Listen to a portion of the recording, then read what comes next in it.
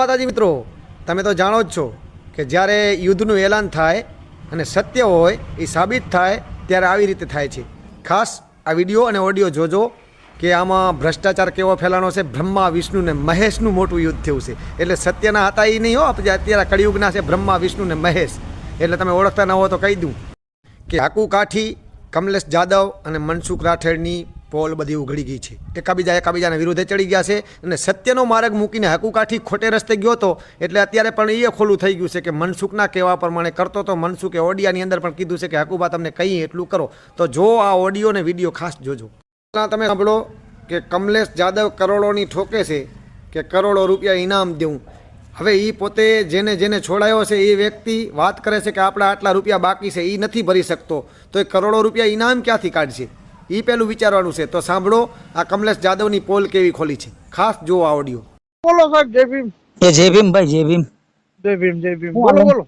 કેમ તબિયત પાણી સારા? હા હા, હાઈ ક્લાસ.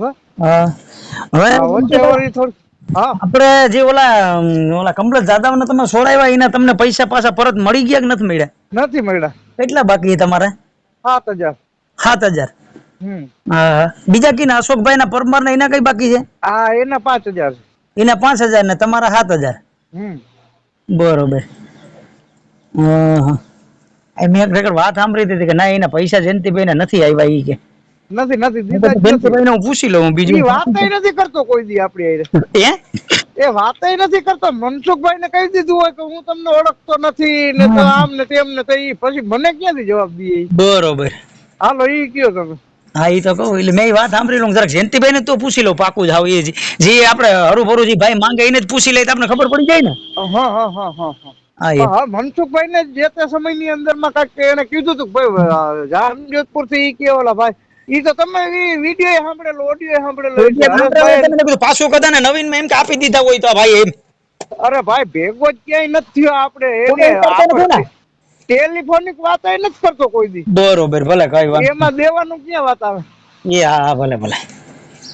તો મિત્રો હવે પછીનો ઓડિયો સાંભળો કે હકુબાને મનસુખ રાઠોડ એમ કહેશે કે તું જાણ્યા જોયા વગર કમલેશના સ્પોટમાં જઈને કમલેશ કેમ કરશો. તો એ આ ઓડિયો સાંભળજો એટલે તમને ખબર પડશે કે મનસુખ રાઠોડથી જ હકુબા આગળ હાલતો હતો. મનસુખ રાઠોડ કે એટલા પગલાં ભરતો હતો. એક વખત ગાળો બોલતો હતો, બીજી વખત મારો વિરુદ્ધ મનસુખ રાઠોડના કહેવાથી જ કરતો હતો. તો સાંભળો આ મનસુખ રાઠોડનો ઓડિયો.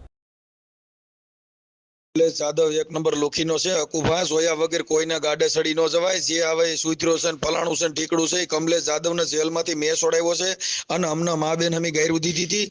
આવા ગમે ડુગલા હોય એની વાયદે આપણે સડીને સીધા ગમે એના વખાણ ન કરવા માંડાય.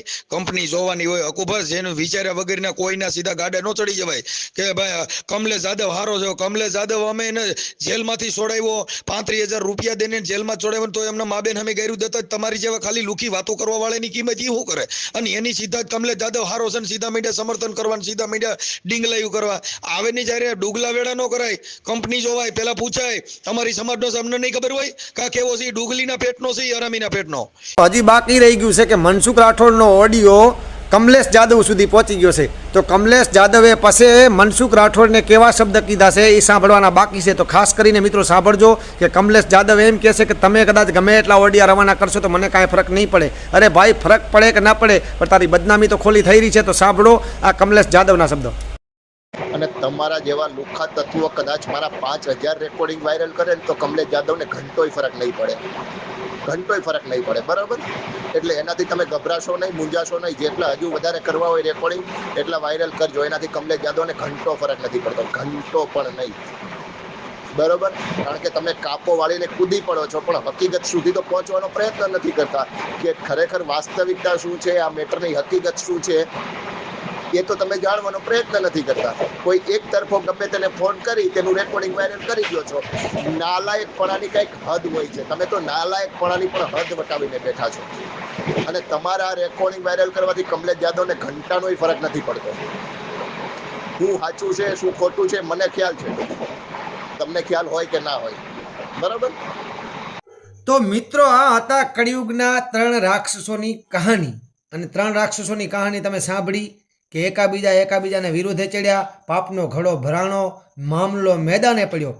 અને મામલો મેદાને હવે એવો પડ્યો છે કે હવે મનસુખ અને હકો પણ નોખા પડી જાય છે. હકો પહેલાં હાલતો તો મારા પાછળ મનસુખને ગારો દેતો હતો. હવે મનસુખ કે એટલા પગલાં ભરતો હતો. હમણાં એક ઓડિયો મેં જોયો હતો કે મનસુખભાઈનું મને સપનું આવે છે. તો સાંભળી લે હકા તને મનસુખે શું કીધું ઈ, કે તું દોગલો છો, તું વેવલો છો, તું કોકને લારે હાલ્યો જશો, જાણ્યા જોયા વગર હાલ્યો જશો. અને હવે કમલેશને સપોર્ટ કરીને કમલેશભાઈ સાચા ને કરોડના ઇનામ, એલા એના કણે 10 રૂપિયા નથી, તારા કણે નથી એમ એના કણે નથી. તમે એક બીજો 10 રૂપિયા વાપરી અને બીડી પીતા હશો, મસાલો ખાતા હશો, ચાય પીતા હશો, પછી ઘરે જઈને હુઈ રહેતા હશો.